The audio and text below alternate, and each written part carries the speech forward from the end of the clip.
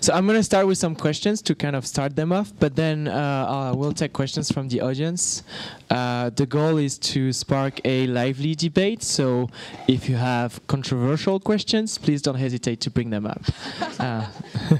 It is the best kind, yes. So I wrote a few questions, but I don't want to be the only one speaking here, so start thinking about your own questions. So here is a question for you. So we've had talks about more of the soft skills and some more talks about that are more technical. So one question that I had is, how do you decide to build your own libraries versus use the well-established one from, say, Google, or maybe Square, actually? Hi, Chance. I feel like I can start this question because I think, I work at the smallest company on this panel. I work at a startup, so we are very aggressive about doing that, and I think we have that leeway, which is not helpful for anybody who works at a larger company. But I think one of the things that being a small company buys you is the ability to be more aggressive. When you say you do that, what do you mean? Oh, sorry. Writing your own or using something off the shelf? No, we write our own because I think we can, when you get something off the shelf, you usually will vet it and you'll know that there probably aren't bugs, or if there are bugs, maybe you're going to use something different. You have that vetting process, and I think when you write your own, for instance, what we did with our own components, you're opening yourself up to risk. You can maintain it, but you're not sure that it's going to work. And I think that we can be a little bit more freewheeling on that. I don't know. So you're more prone to write your own. More prone to write your own, yeah. Okay. I guess that wasn't clear. I think for us, we are very excited about third-party libraries. We like the fact that there's a community behind it, that if you encountered a bug, most likely someone else encountered it, or features are getting implemented, things like that. We are needing to be a little bit careful, though, because every method counts. And it's really easy to get excited and add all the possible libraries and then stop and think, hey, wait, did we really need all that? Maybe we can not, maybe. So there's a balance there, I would say.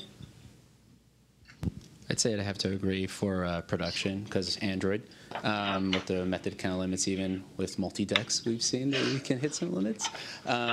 But at the same time, we are not going to not experiment with libraries. I mean, we've thrown Stephtho in a variety of third-party libraries that we think could help us be more productive on a day-to-day.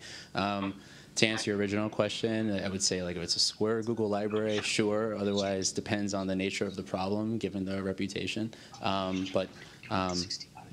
case-by-case basis.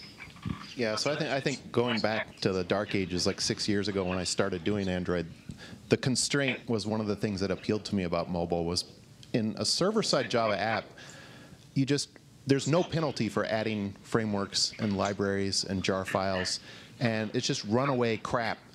So you end up with this unmaintainable pile of so many dependencies, and I think it was really great on mobile, especially in the early days. You just couldn't pull in the whole world. So you look at libraries like and I think also there's kind of been a renaissance in the way we think about libraries. If you look at years ago, it was like Jakarta Commons, right? And you use any Commons library, you have to pull in 15 others because they all depend on something else, which depends on logging, which depends on blah, blah, blah, blah, blah. Right, so I think that was one of the lessons I learned from working with people like Bob Lee and Jake Wharton, is just writing tiny libraries that literally do one thing and nothing else. So I think a lot of times that's what motivates us to write our own instead of pulling something off the internet. Is too much stuff on the internet tries to do too much. You know, it pulls in so many dependencies, and then if you have library A that pulls in a dependency and library B, and then the dependency versions don't match, and just the versioning becomes such a nightmare that it's just easier to just write your own and do exactly literally what you need. So for something like Commons, don't pull in all of Commons, just like copy paste the string manipulation function, and then that's all you need. It's like 15 lines of code. I mean, who cares, right? I would much rather just copy paste 15 lines of code instead of pulling in yet another 3 dependencies. Totally. So I guess we're all guilty of not invented here syndrome, right? Oh, ask another question. Thanks. So to sum up, Eric is saying copy paste everything, right? And no, just kidding. All right. I guess I have another question. So we have a room full of Android engineers here, and we all have kind of a different background, and we just talked about interview bias. And I guess a question, and that's for every one of you, when you hire an Android engineer, what do you look for? What are maybe some Android skills, maybe problem-solving abilities, CS diploma, maybe you want only MIT people. Open source work, is it important to have done some open source work before being hired? The ability to learn, I don't know. I'm going to let you. Oh, yeah, We go first. I feel like we send in the ringer first. So one of my favorite questions at the end of an interview, even though we're doing a coding interview, is I like to ask people if they have questions for me. And you know, so I look for people who are curious, I guess, is a big thing for me. I don't necessarily look for people who have Android experience, even if I'm hiring for someone who's going to work on Android. I mean, obviously, if you don't know Android, you probably ought to know Java pretty well, and you probably ought to have some other UI experience. But I think especially these days, Square spends less time looking at specific technical skills and more just at general engineering skills that are more broad. Because, you know, if you hire someone smart, they can learn. Yeah, smart. Well, people can learn, right? Yeah. So yeah, and I look for people who have good questions for me. You know, and it depends, it gets subtle, right? If it's a difference between an active and a passive candidate, right? So an active candidate is someone who applied to us. So if someone applied to Square and then they come in an interview and they don't have a single question for me, they don't know anything about our products, that's a flag for me that maybe they're just casting a wide net.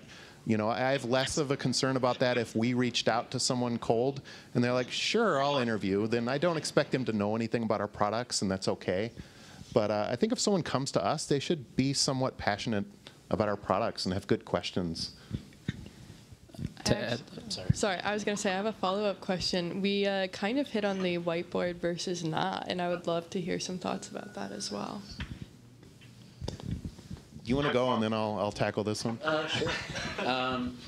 I would add to that not having open source projects available is not a crutch, but rather I like to see what you have worked on and if you can talk about it. At the end of the day, you can say, oh yeah, I worked on this side project, but if you can't talk about it for 5 to 10 minutes with some deep dive in there, chances are you didn't go very far.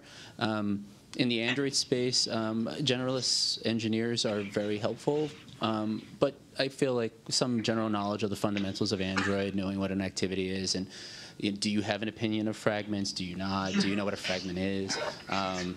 Things like that. Just some basic familiarity. I think just coming off, just coming in and saying, hey, I want to learn Android, at least have an idea of the mobile space, iOS space. It helps to know how mobile constraints are different from server constraints. You know, yeah, sure, you may not have to worry about the scaling challenges as much, but you certainly have battery and limited connectivity to internet to deal with. So at least having thought about those situations, those scenarios is particularly helpful, even if maybe you don't have the best answer to solve your everything. I think that might be the luxury of being at a bigger company, is you can absorb more people who have a more diverse range of skills, whereas if you're a 2-person startup and you need an Android engineer, then you better find someone who already knows Android, because you don't have time to train someone on a whole new platform, right? That's basically where we're at right now. We're looking for Android people, then we will expect somebody to know Android. And even if we do whiteboarding, that whiteboarding will be Android-oriented. It will be like, you don't have to remember every single like API, but we would expect you to maybe like at least have an idea about how to implement an adapter or like some very basic things.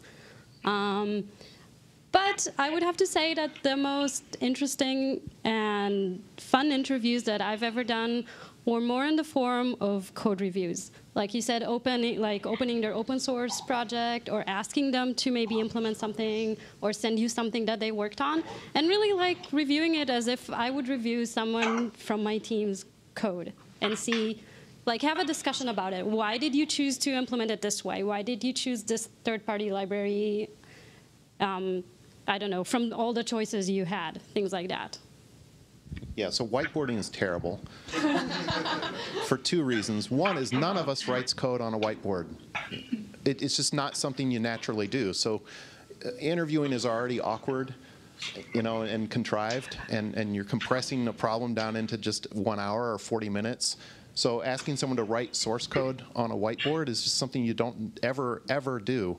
So it's weird for that. The other thing that's really bad about it is it's very susceptible to people who can kind of hand wave over the magic steps, you know, and you just kind of scribble something. You start, if you don't know, if you're a good talker, you can kind of talk your way through it, and you can snow the interviewer, you know. So it's very, very prone to just how good of a talker you are and how you can kind of wave over the implementation details and then talk your way out of it. Whereas if you're writing code and it has to compile, I mean, the compiler is the ultimate arbiter or whatever that word is, right?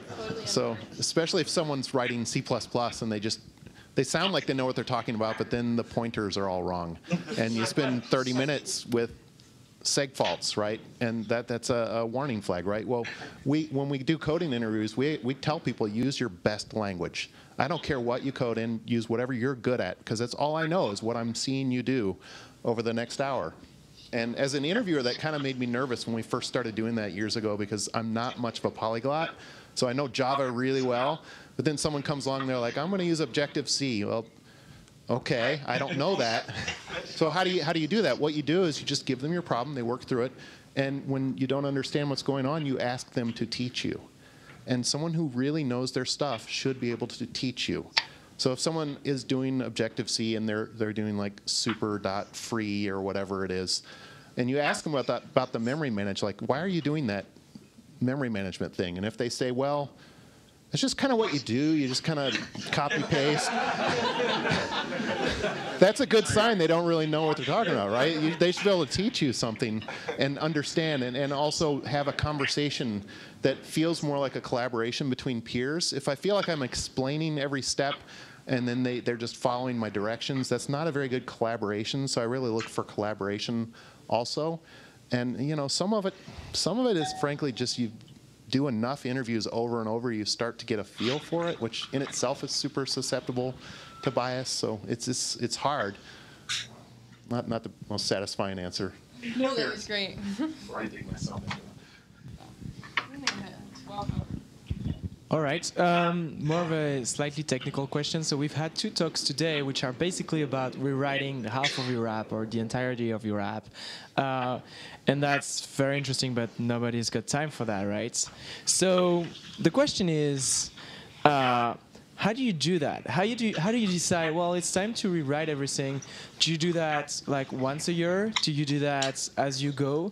Do you just never do that and you just throw the code away or write the next? I mean, maybe you're a consultant, so you go in, write an app, ship it, move on to the next, and too bad you're not getting updated to the next version of RxJava or whatever. But anyway, my question is, yeah, how do you handle, let's change everything, and do you even do that?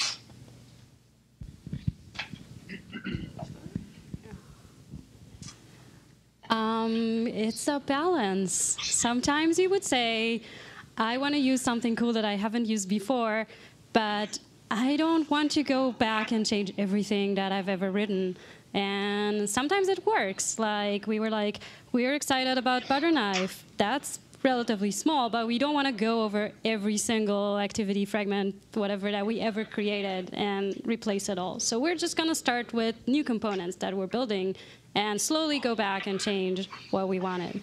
But if it's like a huge change, then you need to justify it. You need to say, I'm experiencing this level of bugs or this level of maintenance nightmare that is like totally not worth to continue maintaining something that works, that's already been published, that users are using and are happy with. So you need a really good reason to just go and rebuild everything. And it needs to be better than it's cool.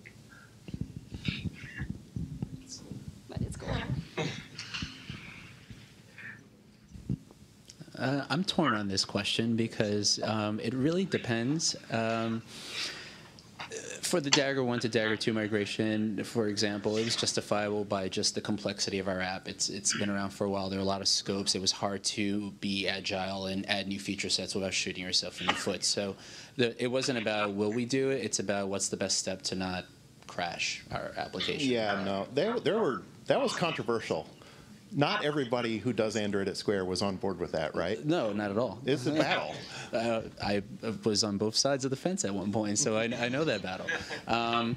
But I mean, so then we also have other technologies that have made their way into register recently. Not all encompassing, but we've had Kotlin, we've had RX Java, and their introduction into the code base is similar to what you said. It depends, like small portions of the app and grow organically versus rewrite the whole thing. I think it'll really. What's the justification?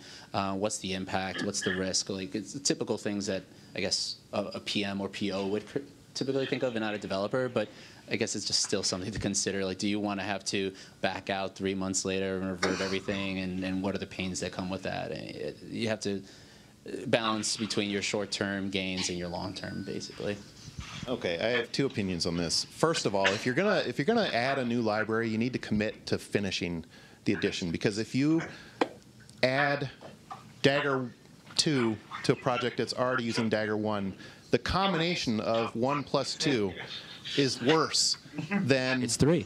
It's more complexity, right? So we've seen this time and time again in Register where, our image downloading is kind of crap, and then so we come up with a new library called Picasso. So we start adding Picasso to new screens, and Picasso's fantastic, and the screens that use Picasso are much simpler, but we also have the old way of doing it. So now the mental footprint to understand the code base is far more complicated, because now you have the old way, the new way. When someone new comes on the team, they're copy pasting or looking for an example. Maybe they implement something the old way, not realizing there's a new way and there's all this tribal knowledge. So part of your calculus has to be, if I'm going to go down this rabbit hole, I need to commit to some time finishing. And of course, it may take weeks or months or 6 months or 2 quarters, whatever. But eventually, I think you need to commit to removing this stuff. The other thing is there's a tension between what engineers like to do and what product wants to do. And the fact is, I want to work at a company that, as engineers, we want to get rid of all tech debt all the time. So if we did that, our product would grow like this. Okay, I want to work at a company where the product grows like this, and the tech debt goes along with it to a certain extent.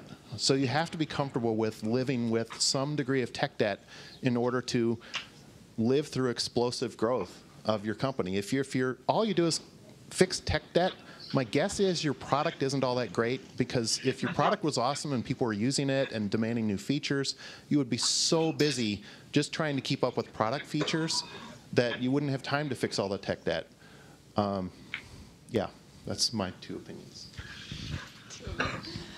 I agree with that. But I think we also, again, from the smaller standpoint, we have a policy wherein if tech debt is really bad and it's bugging you, you leave it until the next time you have to touch the component. And that works pretty well for us, because something can be really irritating, but if you're not working on that component, and if it works right now, we try not to break it. But then we do put it on the calendar that the next time we touch this component, it's reached a point where not going back and doing something about this tech debt, not using a new library or something, is going to cost us more time than if we went in and did that. So that's kind of our decision matrix, is will it cost more time to fix the thing, the tangled web, than it will to just cut it out and use something new that's going to make us faster. I think that we're very biased, though, because we do use RX and Kotlin, and we switch from Gradle to Buck, and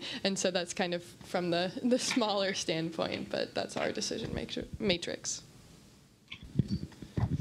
Do we have questions from the audience?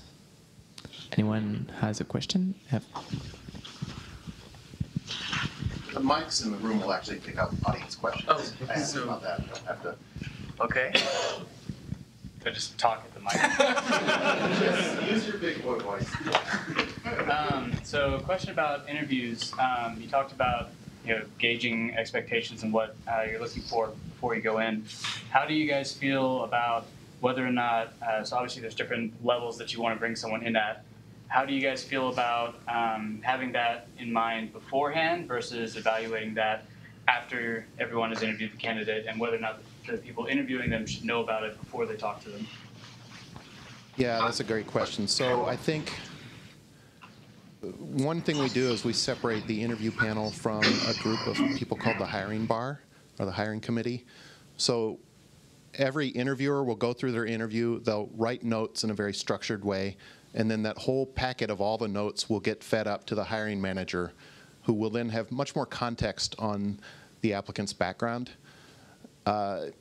It gets a little tricky because sometimes, I think for like a new grad or an intern, your calibration is different, right? So I would take an intern who does really poorly on an architecture question or past experience.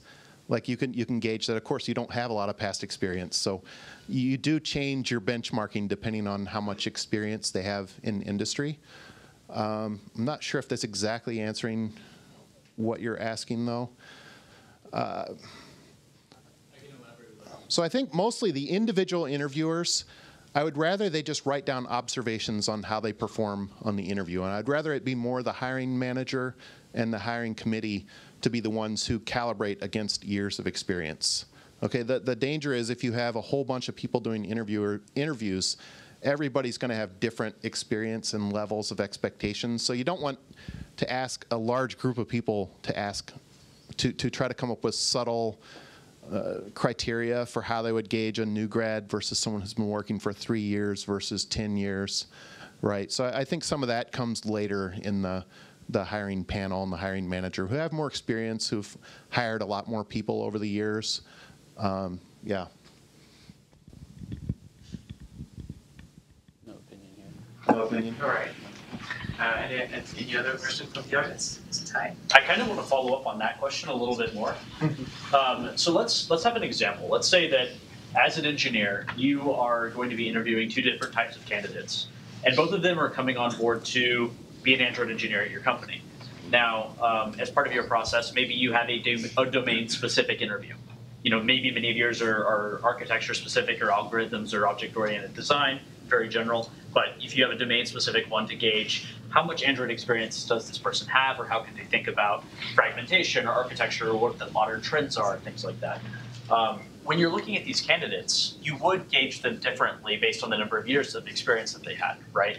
If you said, this person who started writing Android 3 months ago may approach a problem significantly different than someone who had been working in Android space for 5 years. How would you, as an engineer judging this person, figure out how to gauge those critiques when you're writing that down to say, you know, they did this approach, and this was somewhat of a naive approach, and they could have done it better this way, versus saying, this person has been doing this for 5 years, why did they choose this approach? First of all, we don't ask domain-specific questions, so that one's easy. One thing we do look for is growth. So if someone's been in the industry, you know, if they've got tons of job experience, they've been doing this for a dozen years or more, and if they haven't been growing, that can be a warning sign that maybe you've stagnated. I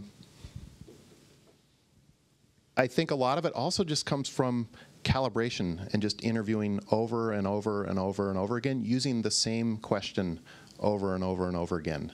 You start to get calibrated relative to what, you know, you go to campus days where you interview all day long, student after student after student.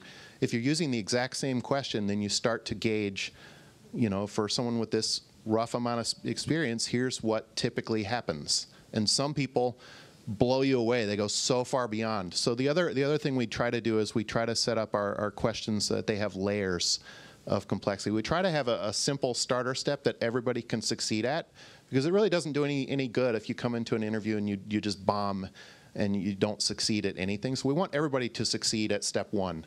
And then you have progressive, harder levels. So people with more experience should make it to harder steps in your problem. If someone's been in the industry for 10 years and they only get through step one and your hour's up, then that's probably bad. Whereas if it's an intern and they only get through step one, that's less of a problem, right? So I think using the same problem over and over so you're calibrated, and having layers in your problem so it gets progressively more difficult is a good technique for that. And avoiding domain specific. Yeah, we avoid domain specific. Yeah. If I could have a follow-up question to that, how do you prevent, there's a glass door, everyone publicizes each other's questions over time. It's only natural that if the same interview circuit question gets put online and someone really spends countless hours practicing to solve the problem, maybe even getting past the original step, how do we refresh, do we reconsider it, like how do we tackle that? First of all, the panels are typically shuffled, so you're going to get a diversity of questions as you go through the day. Sometimes that happens. First of all, you try to avoid picking problems out of this book called Cracking the Code Interview, because everybody reads that book. So try to make your problem personalized so that there's less chance they've encountered that exact problem. The other thing is, if they already know the problem, sometimes a applicant will tell you, "I've already done this before." And I really appreciate when they're candid about that, because I can pull up my backup problem. So that helps a lot if they're honest about that. If they just tear through it right away, then sometimes it's a good sign that they put in a lot of effort to prepare also, and they didn't just wing it. I don't think you can avoid it completely, though. For sure. It's tough because we don't frequently rotate our problems because it's so hard to come up with a good problem. Sure. It takes a long time to come up with a problem, and then you have to practice to become calibrated. You have to use that problem over and over and over again, right? So I've used a number of different problems, but I tend to stick with one for at least 6 months to a year before I go to the next one, and usually it's because I become personally bored with the problem rather than I think people are on to me. Fair enough.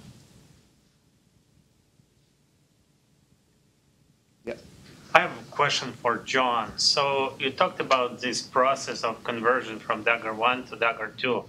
So I actually have several questions here. First of all, how did you come up with this process?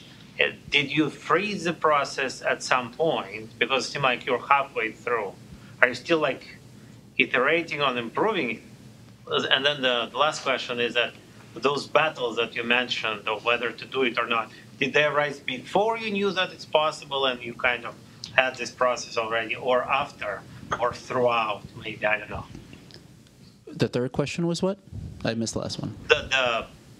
These battles of conversion from Dagger 1 to Dagger 2, Okay. Did they arise at the beginning, before you had this process? In other words, did you already come and you said, okay, I know it's possible to do it. Who is that, by the way, who knew how to do it? Or is it afterwards? So, full disclosure, the person who really spearheaded this project was Pierre, and I've been working with him on this project along with various members of our team. But if I can answer for him, we the first question was how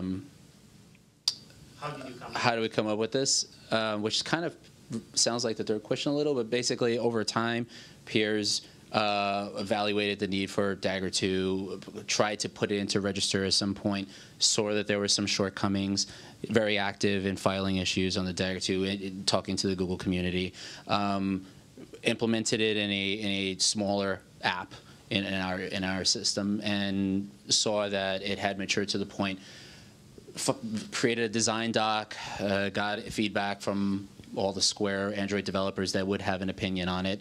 And then the real problem is how are we going to break down the work, because as I mentioned during the talk, you can't just do it all at once. The app is too big. Again, Pierre spearheaded a majority of that effort through his experience with the tools and having worked with Dagger 1 and Dagger 2 for over 3 years, I think. So and then in terms of how do we keep up with it, that's the main challenge. We're just under 50% done, and as this is not the only thing we work on. We have other projects and work efforts, so it's the typical thing that you just try to be mindful of making efforts. We have a Jira epic of, I think it was, the reason I came up with under 50% is there were 27 Jira tickets and we completed 13. So they're not even all equal size. So who knows if just under 50% was a pure accurate assessment, but it's the best we have because every work effort is different. We just challenge ourselves. I mean, Pierre and I have been trying to take on some work. I frankly am still learning from Pierre on the process because it's not easy. And as we take on new tickets, we learn new things that we previously thought we had answered and frankly didn't. So it is a process. But for 80-20 rule, it's been going rather smoothly. I mean, we haven't noticed a huge performance degradation, which is a popular side effect of saying, why would you use Dagger, why would you use Reflection? Because we don't load a whole object graph at startup, right? We do it incrementally. And so, yes, we still have Reflection, but the trade-off is not as bad as perhaps other applications would experience. And not to mention, we hope that when we complete the migration, a lot of that scaffolding that we intentionally put up will go away. And we do keep, although maybe we don't profile on every PR build, we definitely have an intuition of how slow this app is, and if we saw something that was tremendously bad from a user experience of our UI tests were taking double as long as they used to, we'd have some litmus tests to justify pulling out a PR and rethinking the problem. So again, so the summary is, Pierre has done a lot of the spearheading. He's definitely had his fair share of controversy talking to some of the Square team, the Square Android development team, and even Eric touched on it. But he's spearheaded it through, and we're all looking forward to getting some gains from converting. I want to add, sometimes deciding to go to a new technology isn't strictly about cost-benefit analysis. Sometimes you just have a talented engineer in your team, and they're passionate about something. So this is me wearing my manager hat now. And you just let them explore and do things. Because if I, as a leader, I rule with an iron fist and just say, no, that doesn't make sense. What we have now works. You're wasting time. You should be working on product. People like Pierre would quit, right? So some of it is just you have to leave some breathing room to have some fun and experiment and learn new things. Like a lot of the stuff we open source, it takes extra time to open source something, right? You have to really get the docs in order. You have to make sure it doesn't have any dependencies on internal code. You have to ask the legal team if it's okay. So it takes a lot of work that takes away from shipping product. But we believe it's the right thing to do for the community, but it also makes engineers happy. And that's worth a ton. It's worth so much. Did you want to add something? I guess, yeah. So I want you two to talk. Yeah, let's. I want to ask Effie about any observations about the Android community versus C# community, I guess. Android community is amazing. I've seen a lot of positive everything.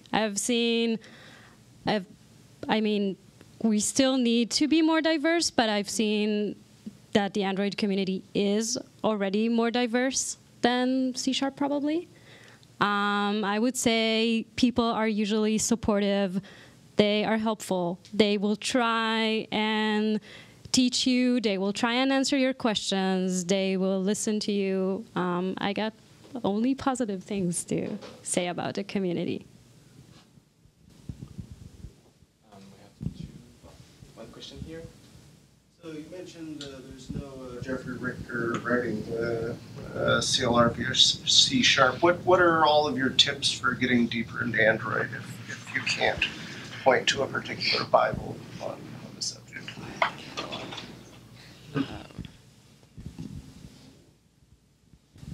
Well, this sounds really cliche, I guess, and maybe it's not helpful, but I have to say, bar none, the thing that's helped me the most is being surrounded by really smart people.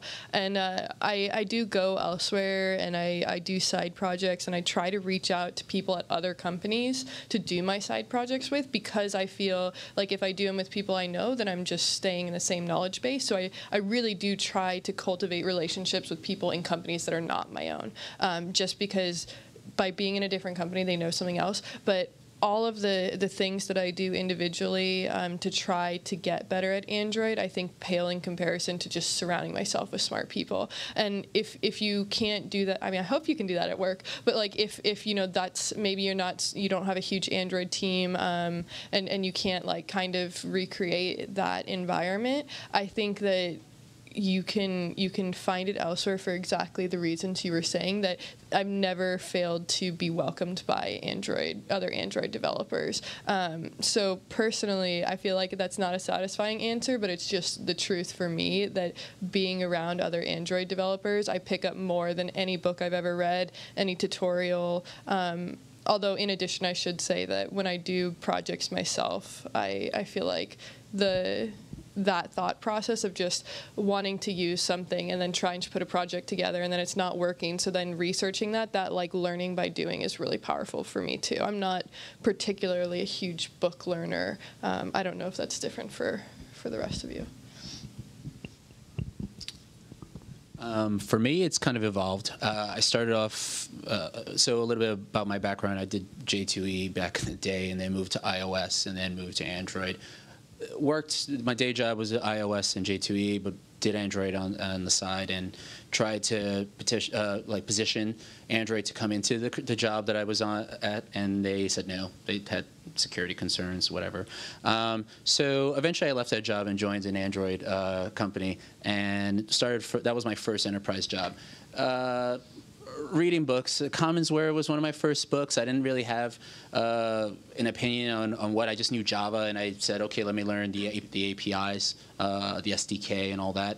And then it hit me about a year into it that having come from, working on IBM WebSphere, having worked on iOS, that in Android you can actually read the source code online. And learn a lot more that way. And so I became less of a book learner at that point because that's really where you learn some of the other stuff from the experts of the trade. But you can just read the source code yourself, and then this isn't brown nosing. Before I joined Square, you knew about Jake Warren and all his open source libraries, so you saw what he did, and you took that, and you took open source, and you're like, all right, this makes sense. And I've been just learning now. It's kind of what Christina said, learning from my peers, learning a lot more than I could probably have queried with the right set of keywords on my own. But I can do that now. I wasn't maybe before able to do that. I would love to give a +1 to the source code too. I totally forgot that, but I love reading source code. There's so much to learn there. I really enjoy source code. I would say working with a designer who has no pity and who asks you to make something that's impossible, and then you say, no, it can't be done, and then the designer's like, yes, you will do it. So it'll raise your game quite a bit to work with people who don't have low standards, I guess. We're running out of time, I think. So one more question, and then afterwards you guys can stay around for a bit and you can ask questions to the speakers directly. This question is for the person who moved from C# to Android Java programming. I made that jump myself about 4 to 5 years ago, and I miss a lot of things about C#, a lot of language-specific constructs. Is there anything you miss, and how did you cope with that loss?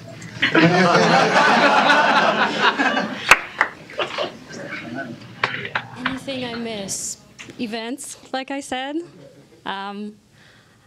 I like the more maybe advanced features of C#, like link queries. Some of them are existing more or less in Java. Like you can find Lambda queries and things like that.